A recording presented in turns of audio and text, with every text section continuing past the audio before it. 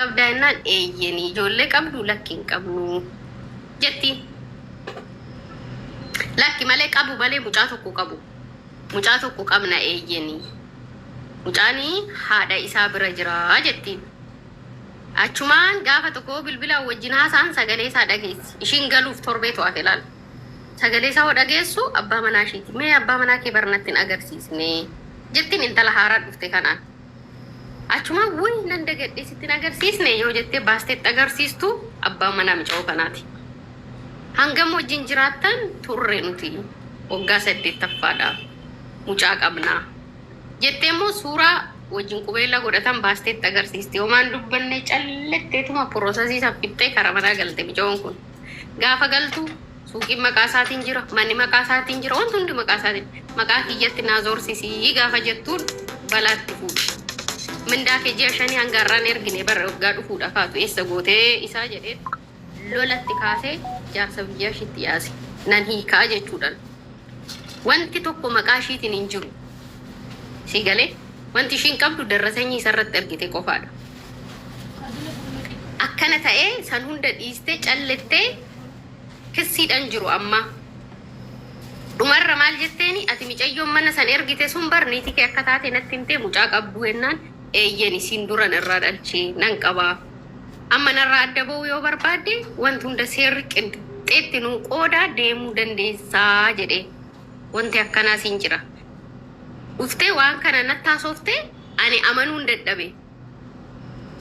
Amanuun dadhabe. Eessattan isaan beeka jara kana bishooftuun naan jiru jechuudha si galee seenaa bara 2005 sitti ma jechuudha laal. Yeroo sanitti inni hojjetaa mootummaati. Kanaaf wanta akkasii siin jira. Namni of amanuu qaba. Dubartiin tokko heerumte manni maqaa isaatiin jira, konkolaataan maqaa isaatiin jira, maallaqni maqaa isaatiin jira. Maal ishiin hojjettuudha? Wantoonni tokko tokko maqaa ishiitiinis jiraachuu qabaa jechuudha si galee. So wanta akkanaa siin jira. Jaarraa kana keessa namni of qofa amanuu danda'a. Ofii isaatii of qofa amanuu danda'a. Intalli sun amma hin dhukkubsatti. Dhaabbattee hin deemtu akka namaa. Biyya biraallee deemtee daragachuuf mooraaliin hin jiru laal. Ilmoo irraa qabdi. Abbaa mucaa isheetu kana godhe. Dhirsa ishii gaa'ila waliin qaban. Dubartii biraarra dhalchee dubartii san biyya alaa ergate ishiin kun immoo galte.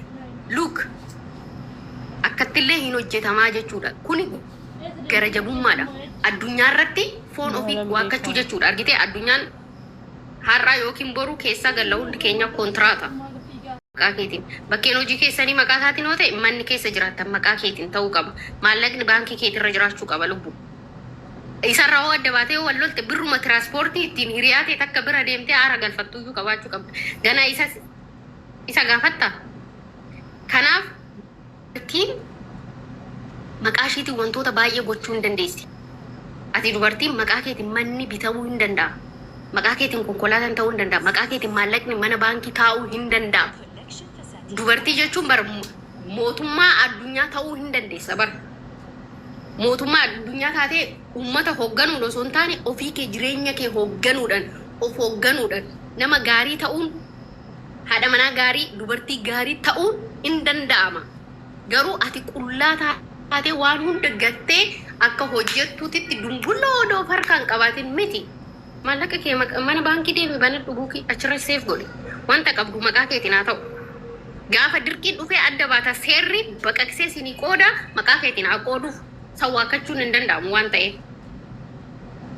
Kanaaf dubartoonni azzala deemtanii nama arrabsaa oolurra isiniif jecha dubbanna.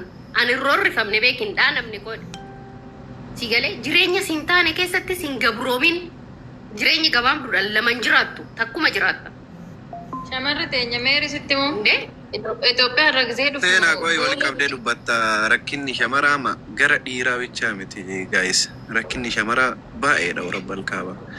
Amma fakkeenyaaf namni obboleessa qabaa, obboleettii qabaa, haadha qabaa, fira qabaa sii galee miti.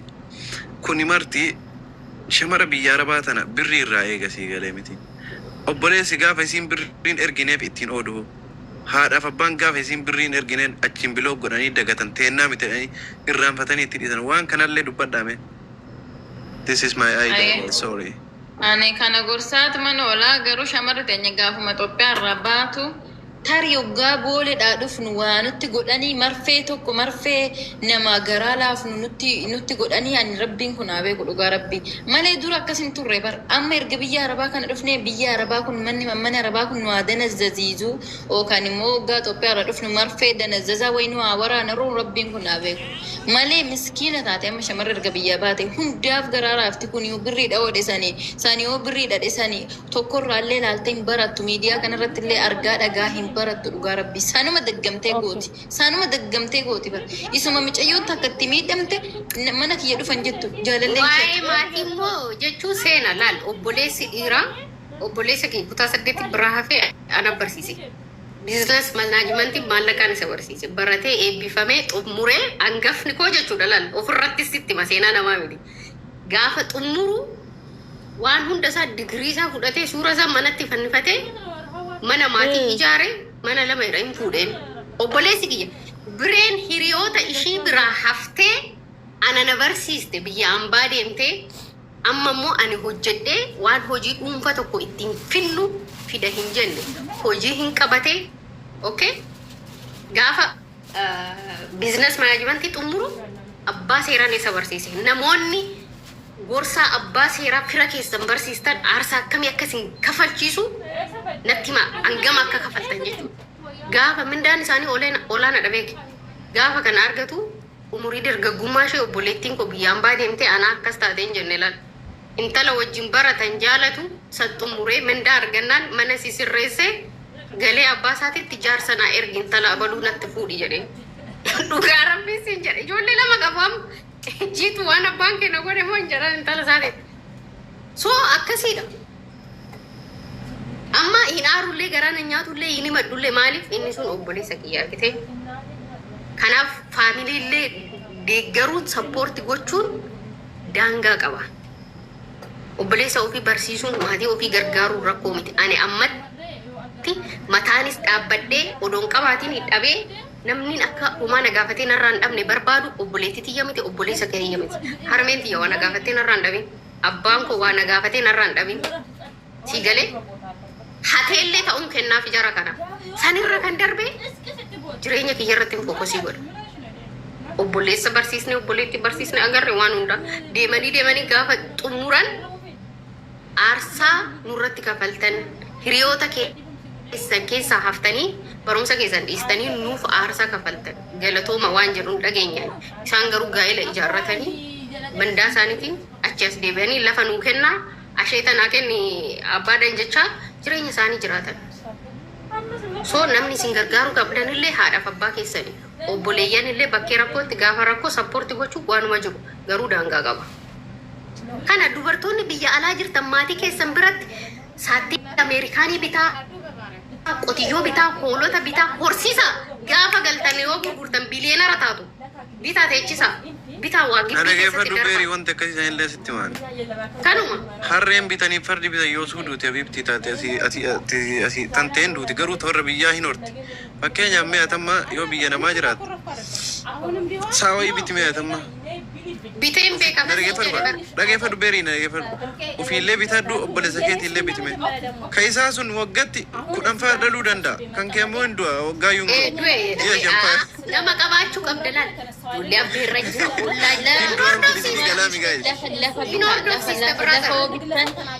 dabala diggaame baay'isee dhalas waan ta'eef lafti gizee dabala gurguratan lafa amma qixnaa shanoo bittan booda dachaa sanitti gurguratan lafa bitaa anamma seenan lafa bitaa akka sanatti malee waan bitoton du'e lafa bitaati lamni suni bara sanatti bara dhuftutti daggamee dabala sanarratti gurguratan lafatu bu'aa guddaas qaba si'a laanduu si'a laammoofo homaa si'a laanta'u lafa wayyaa guddaadhaan lafa beekamoo lafa seera qabu garuu laal seena birrii 85,000 saatti faranjii takka bitimee mooraa warra keetitti galchi. Ati dhiira maqaa qooroon jala kana taa'e maasi fakkaadha gubbaatanii wal laata.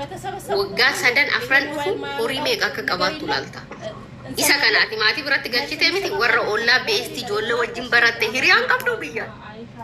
Ngaafatta waan ta'uu hin dhageessa. Ana amma oomtuu na jala shokoksuu hin danda'u. Kaameraa asii qabdii jedhama safara keessatti. Sigalee waan bakka ati namni zolomuu hin qabne namni waa si gaafate akkasirraa namni haadha kee fi abbaa kee galatoomi ulfaadhoo siin jedha suusiif eebba dhumate bakka kan biraa dhiise ofirraa. Garuu lafumayyuu widdiidha noo bitte widdi amma fakkeenya 500,000 miliyoona 1 miliyoona 2 noo bitte bara sanatti bar miliyoona 3-4 gurgurta dachaa nama dabalee jechuudha. Sagalee bataam. Immoo maal jira beektaa? Maqaa namaatiin bitama. Namni sun nama akkamiiti? Birrii guddaa obboleessi. Maqaa maatii keeti maqaa haadha kee yookaan abbaa keetiin bittere. Akkas yoo hin taane namni maallaqa kee fudhatee nyaatellee yoo dhabde aarteen istuu maatii kee irratti obade qofaadha. Haadha keeti bar haadhi kee ammoo otoo isaan du'anii bar qabeenya isaanii kun situu fudhata bar nama biraatii miti. Situu warra isaa bar qabeenya warraa keeti. Dhiirri taate si warra siisu sokka bitti shimala si waxxarachi. Dhiisme. Meen ilaalla isa walumaan ilaalla isa meeri qaldiin akkasiin jiruuti isa nun sodaachisiniiti. Isa mee ilaallati amma dhaggeeffadhu sitti nima dhugaa rabbii isin jala oobittan maqaa abbaa keessanii maqaa haadha. Nan danda'a jechuudha. Namni ni jira achuma Dubaay keessa. Booda yoo hin taane. Jara namichaan mucattiin jaarsaaf jaartiidha. Waan jaarsaaf jaartii walitti kennite. Akkamiin ati riisiitiidhaan jetta riisiitiin walitti kenna anama jaartii qaba jaartii yaa riisiitiidhaan itti kenna. Namatti kennamuu danda'a isa waan akkasii dhiisiti. Waan akkam akkamii waan ta'in jechuu danda'u suni harkaanis namatti kennama wal bira ta'uu ni qaama waan kun. Mucattiin kun biyya biraa turte biyya biraa irraa gara biyyaa galtee deebitee dhufte. Haga dhufteetti biyyatti seeraa wal beekan wal jiraachaa turanii dhufan. No an dhaggeeffadhu waa'ee karaa biyyaa anis nin beeka waan ta'eef karaa biyyatti agas mara wal beekamtii agasii. Torbee tokko no biyyatti kan wal barre torbee tokko duwwaa. Torbee tokko duwwaa. Safara tokko anis Torbee tokko duwwaa karaa biyyaa. Eebbee warra biyyaallee. Kan karaa biyyaa anis itti nima isa. Garuu mucayyoon tun erga biyya kana dhufte malee karaa biyyaatti waliin sittan hima. Abagamar waliin ture eessatti akka baratee oomitti akka isaan as fidellee hin beeku san. Dhageessee malee duraan inni hojii hojjechuutti ture jechuudha. Inni harkaanis itti kennamuu danda'a harkatti birriin asitti. Garuu amma isaan lamaan jidduutti kan baasuu danda'u dallaalicha isaa ishii kaffalteef yookaan inni kaffaleessan qofa yoommoo namni isaa dhiyootti jiru kan. Sitti meera baramma seenaa dhaggeeffadhu. Sitti meera nama waa'ee daanitti micayyoota naannu yamma warri gasirra jirru kun hin beennu. Anillee dura waan hin beenne fazzim jedhe. Nuti amma yaada keenya ibsachuu dandeenya wayi dammoo gaafii gaafachuu dandeenya daani. Namni dhufu sun immoo gaafii miti kan gaafatu qaxxitaa waan isaan lamaan wajjin erga Dubaay dhufee erga daaniin Dubaay ture waan isaan faana ta'aa deemu ayidiin daanii akkamitti akka hojjechiifame nama beeku jira siniin jedhe miti. Ammasitti obsaan daaniidha yoo yaaduma yaada ibsachuu barbaadan malee ammasitti ooman gaafatina. Maaliif namni sun beeka miti ree? Namni sun dhufee akkana daanii kana jedhee gaafate daanii yoo nama sana fuulduratti waan dubbatu qaba innis kuma namni sun gaafii gaafatu daaniillee waan dubbatu qaba. So ammasitti daaniidhaaf gaafii adda addaan dhiyeessinaa fi mikinaatu nuti beeknu. Namni isaan lamaan gidduutti beeku jira. Beeftu dhiifama naa godhaa dhugaa dubbachuudhaaf nama 9,000 almost nama 10,000 ta'uudhaaf deemaa jira. Amma haqa mucayyoo kana hin dhageenya jedhanii maatiin as jala jiran illee jiru. Mee waa'ee qarshii kana dhiisaa reeffa keenya waa'ee qarshii hin dubbatina. Ani dhugaa dubbachuudhaaf baay'een isinitti gadda. Amma mucayyoo haqa kana mucayyoon kun akkamitti duute maaltu ajjeese kanaan jedhu kana keessatti keessaan hojjetamuu irra jiran jettaniirtu. Maal irra ga'e please kana dhaga'uudhaaf maatiin asirra amma mana kiyya guyyaa 2 tanko baneen ture. Maatiin biyya keessaa wal nyaachaa jira. Deemeen haqa kiyya barbaada. Deemeen dhiiga dhangalaasa. Deemeen gumaa kiyya balleessa. Deemeen maatii isaa barbaade bakka barbaadetti abbaasaas fida. Adaadaan isaa jamoo 21 jirti. Akkasan godha. Kootu naan jedhaniiru waan hedduu waliin jechaa turan mana kiyya keessatti. Uummanni wal fixuudhaaf biyya keessatti deemaa jiru. Sin wal asii qarshiin daaniin yoo barbaade maatii gargaaramuu ta'e miiliyoonoo miti sanaa olitti deemuu danda'a mucayyoo kanaaf. Kana haqa qabaatus. Kana keessaa baanee waa'ee mucayyoo kanaa irratti amma maaliif uummata qabna amma uummanni baay'ee jira nu jalatti. Feemasiin hedduun haqa ishee balleessuudhaaf haqa ishee as baasuudhaaf maaltu jira? Maaltu taateen suni maalinna jedhee asirraa odeeffannoo fudhatee mana isaa banee nu gargaaruudhaaf namni barbaadu ajjala jiraachuu danda'a. Haqa mucayyoo kana irratti otoo dubbanne maal qaba? Lakkoofsa kan kee ka duraa sana jalaa badeera bu'i bayi. Kottu naa bilbil. abdi waan jiruufi amma abdiin harka cirutti abdiin maal deeme dhaggeeffadha argitanii haqa irratti hin badu ijoollee lamaan kun amma sitaa sitti argitanii asilaa dhaggeeffadhu joon joon haqa amma irratti hin keetti badu ati badii qabda noo haqqi hin jiru joon amma na taasaa jirtu maallaqa gargaarsa wayi dammoo akkaataa mucayyoon kun itti deemamaa jirtu reeffa ishiidhaan jechaa jirtu nuyi daanii kan gaafachaa turre durumallee seenanis jirti kinoo ka seenaa guyyaa wajjin haasofne miti aniifatti seena kan nuti haasofne daanii ni dhimma kana keessa kan qabu kan daanii namatti waamamaa jiru birriidha fi birrii isaati birrii ishiiti jennee dhufne malee waan biraa miti. Manni akka ishii nyaate fide warra jechaa jirudha malee daaniin harka keessaa qaba yookaan daaniin ajjeesati miti namni jechaa jiru. Yaa nullee isaan ati dammoo gara biraa gaafannaan keessanii. Irratti joo dhaggeeffadhu gaafii gaafatteef deebisa. Egaa har'a gama miidiyaa fiddanii hin dubbanna garuu jalqaba irratti isinitti mee barra. Wasiilli ishii Duubaay jira qaaman dhufee argamee jira. Marmaraa reeffaa marsaa lammaffaa gaafateera isiniin jechaa jira. Seerri qabatee jira. Namoonni bilbilanii ishii waaman hundi ganaa qoratamuuf taa'u. Eega mucaan kun dhimma ishee keessaa dhimma lubbuu ishii darbuu keessaa harka qabaa miti hin qabu hin jiru. Kana gaafatamaan jiru Yoonas jechuudha dhageessee jiru. Naagaleera amma baay'ee ani isaan jechaa jiru nama 8,000 yoo qabaanne namoota kanarratti dhugaashii maalirra akka jirru asumaan haa ibsannu nama feemasii an barbaannuuf namni akka wali qabamuuf miti haqashii maaltu akka taate eenyu akka duute namni kan hin beekne as jala guute baran taa'e. Imbaasiiwwan jiraachuu danda'a. Namootni seera keessa jiraachuu danda'a. Isaaniif ibsu mucayyoon duute maqaan ishii kana jedhama. Haala kaniin akkas duuteerti. Bakka kanatti duuteerti. Haqa ishii nu barbaada jennee haa gaafannu. Nu biraa dhaabbatan. Dhimmi ishii qabamee jira maal taate paaspoortiin ishii hundi argamee uummanni nuuf haa dhaga'u. Uummanni keessattuu okay go ahead Mary Anne. Joo dhimmi ishii wasiilli ishii argamee siin jedha bara. Imbaasitti qaamaan argamee paaspoortiin mucayyoo argamee reeffi akka hin galle gaafatee siin jedha bara maal qaba oduu akka kiyya kana bilbila keessa teessee achitti dhaggeeffate gaafii inni gaafate gaafsan. Ani hanga reeffi ishii galee maatiin ishii awwaallatutti callisee eegaa har'a jalqabdanii immoo hinaasofnaan jechaa jira. Bakka reeffi ishii taa'ee jirutti hinaasofnu viidiyoo waraaban jiru keessaa dhiiseen taa'ee jira. Hanga reeffi ishii galutti. Wasiilli ishii achi jiru qaamaan argamee marmara gaafateera. Marmararra jira. Namni bilbilaan mana ishee waamee dhaqxee hundi ganaa tarraadhaan gaafatama. Si galee miti. Kanaaf dhimmi ishee seerri qabatee jira. Nama foon ishee ta'etu achi jira. Itti gaafatamummaa farramanii fudhatanii hordofaa jiru dhimmicha. Tokko kana lammaffaa irratti namoonni alaalaa wanti beekan jiru hundi hin dubbatani. Si galee dhimmi ishee sirriitti hordofamaa jira. Sirriitti siin jedha bara. Ijoolleen gadi baanii asirratti hin dubbanne beeru achitti Duubaay keessatti ijaarree kan deemanii sagalee isaanii dhageessisan kan isheedhaan ragaa ba'an eenyu biraa baatee mana eenyu akka dhaqxe eenyu akka waame kun hundi hin jira seerri qabatee jira siin jechaa jira bara asirratti gadi baasne kan hin dubbanne hanga reeffi ishii maatii bira ga'u maatiin ishee hanga awwaallatutti dhimma ishii hordofaan jirru quban qabnu jechuu miti sirriitti hordofaa jirra sirriitti. Si galee dhimma ishii seera eenyutu qabatee jira. Imbaasii keessa eenyu osoo jette gadi baasee sitti himuu danda'a garuu hin barbaachisu. Sirriitti hordofaa jiru dhimma ishee. Kanaaf dhimma maallaqaa jettanii mucaa kana eega fiddanii immoo akka maallaqa irraa qabdu ana faana haasoftee siin jedhaa jira. Mucaa kana kan fide ishiidha. Amma ishiin ol jettee hin dubbattu sagaleen ishiin dhagaamu dumbulloota akkanarraa hin qabdu ragaa namaan fidadha dallaalaa jechaa jira.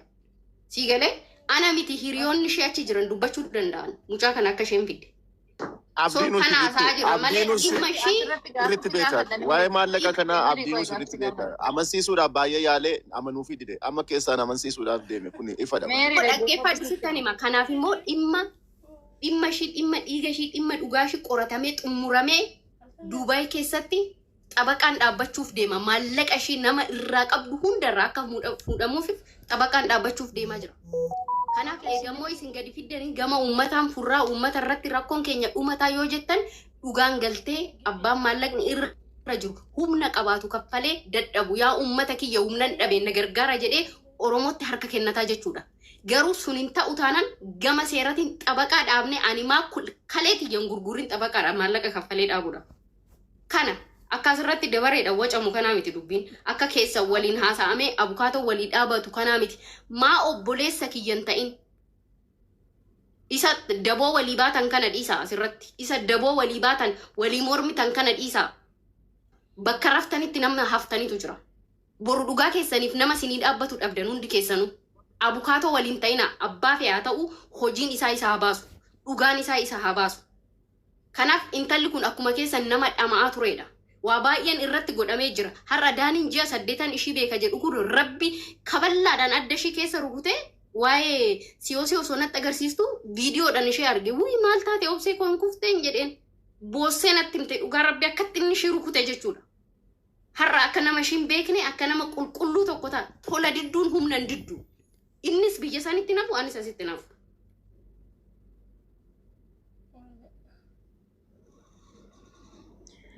Guys, bifto ጊዜ abdiin keessan haasofsiisuu dhaqee Daani.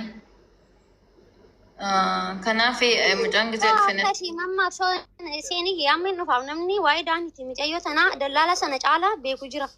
Sigalee inni illee beeka namni sun eenyu akka ta'e beeka daaniin illee. Soo namni sun dhufee waan baay'ee jira namma dura agarte seenaan waan an gaafachaa ture. akkana daani ko akkana jennaan no akkasii miti amma gaafa naadaa sababbiin ishii uf darbiteef illee dhimmuma keessanii tokkoffaan maalidha siin hin milkoomne mucayyoon tun ufii balleessitee siin adda haa baatu fiigalee mucaa kana taatee akka garaa ishiitti taatee fi hin milkoomnee fi osoo ishiin uf balleessitee illee waan baay'ee namatti dhagahamu kun fiigalee jireenyi lama gaafa namaan taane namatti hadhaa'u siin osoo milkoofte okay siin hin milkoomne mucaanis hin milkoomne innis abbaa barbaadde hojii isaa suuraa kaa'aa itti erga kun dammoo seeraa miti asiin dammoo kun birrii ID nyaatee sammuu dhiphisaa baay'ee rakkoodha dhugaa rabbiin abdii asirratti jechuudhaani ifa mana godhi hadni ishii jechuudha ani hadni ishii waan nama jiran jiru amma sanaan aras ta'e boorus ta'e jechuudha hadni mucayyoo kana waan tokkichi waan nama jiran jiru birriin immoo ragaan si biratti ragaa onaa fi rakkoon qabu gedheenan kaffalaaf nafira qabaachuu ishii birrii ragaa onaa qabaatte haa filattu ragaa ani ji'a 8 nafitachiis ragaa nama ishiin bakka dhugaa jirti xiqqoo nafitachiis isiin bakka dhugaa jirti birriin hin qabaatte haa fiddu ragichi miti meeriitu kanamaa dhiis wal dhageenya. No maallaqni micayyoo sirra jira amma ishiin hin jirtuuf ija keessoo giddaan dhiqattee ragicha naaf di bakka ragicha naaf rakkoon qabu ragicha naaf naaf jiraachuu fa naaf di ragaa biree ragaan qabaachuu ragaa fidatu ko sabarame akka ijoolleen ta'ina nuti nama gurguddaadha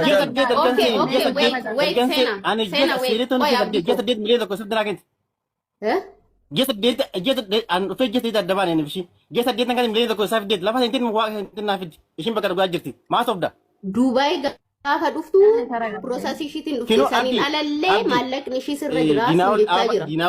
Dhaggeeffadhu dhimmicha itti gaafatamummaa fudhatee isa hordofaa jira. Qaama seeraa faana jechuudha. Reeffi ishee akka hin galle marmaraan akka godhamuuf duubatti deemee rukuttaa harkaatu jira. Namni darbee ofii kuftee isa jedhuuf yeroo lammaffaa qorannaan reeffaa akka taasifamuuf wasiilli ishii gaafateera. Wasiilli ishii gaafateera. So dhimma ishii nama hordofu nama foon ishii ta'etu Dubai keessa jira. Intalli kun reeffi ishii biyya galee maatiin ishee awwaallatu. San booda waan jiru itti deemna jedheetan callise malee miidiyaa irra gadi buunan dhimma ishii dhiisee quban qabu jechuu miti. Akkatti fudhadhu.